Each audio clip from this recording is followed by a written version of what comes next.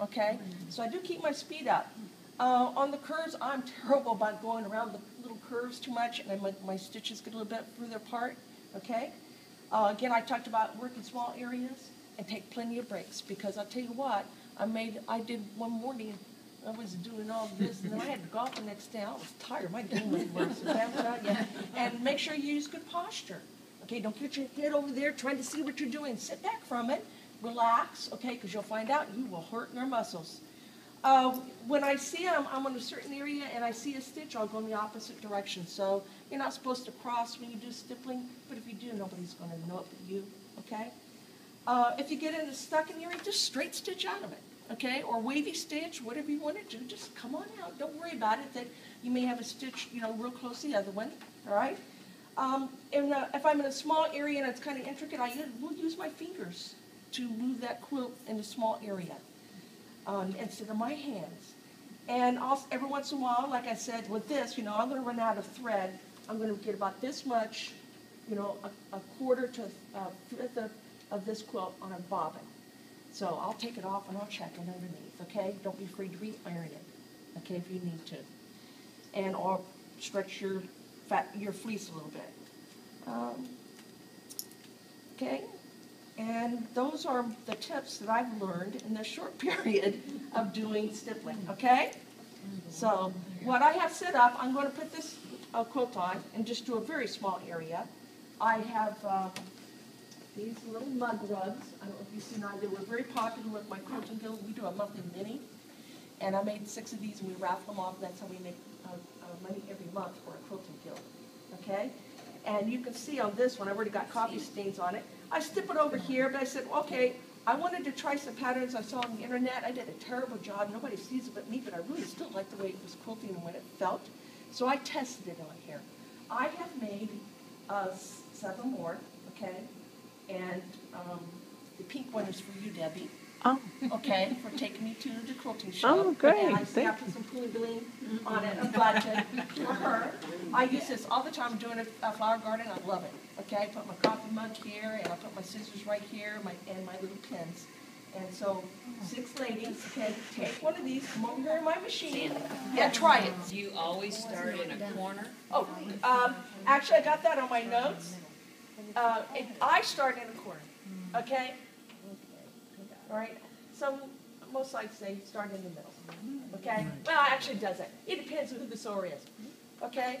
So that quilt there, because of the pinwheels, I started in the middle. I really wanted to make sure that it was straight on the line in the middle and it came out right. This one here, it's such a, just a 9 patch. It's so convoluted.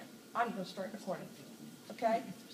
And also, when you're stippling, you have to start your needle. Of course, you can go down a couple times, or a small stitch, or a back stitch, whatever you're going to do to get it started. I just like to start it on the edge, because it's a cleaner start. And I will come very close to the edge, because when I bind it, if it goes over the stitching, I don't really care. Okay? Now, the last tip I have to say for you is that none of my quilting is perfect, and I always have people tell me it looks beautiful. You just have to do it, okay? And don't worry about it, okay? It's going to be nice. It's unique. Any kind of little, like this one I showed you, it's unique. Okay, it's got a lot of mistakes in it. The little thing, when I tried some little patterns, I never tried that before on anything. I just did it right on that. But everybody thinks it's beautiful. Don't worry about it. Okay? Nobody's going to know you made a mistake but you. Okay?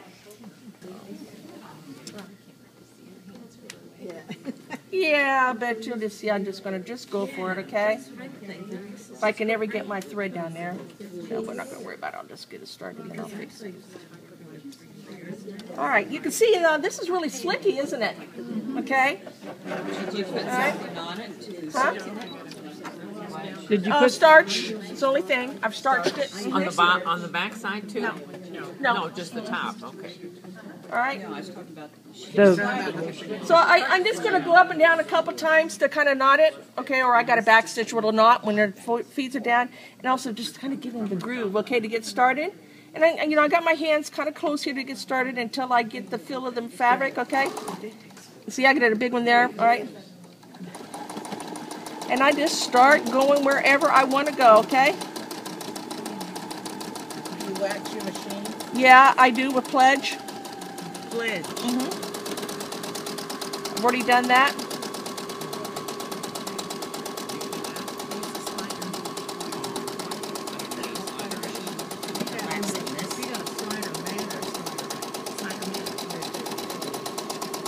Yep.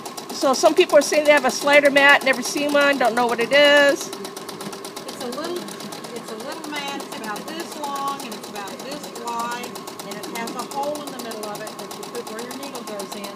The back is like rubber, and it sticks to your machine, and the top is slick, and it just fits on your machine like that. Okay, so my tension on the top is having a little issue.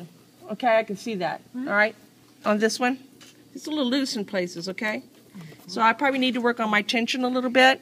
But at this point, you know, I just did a little piece just to check it before I got too crazy, right?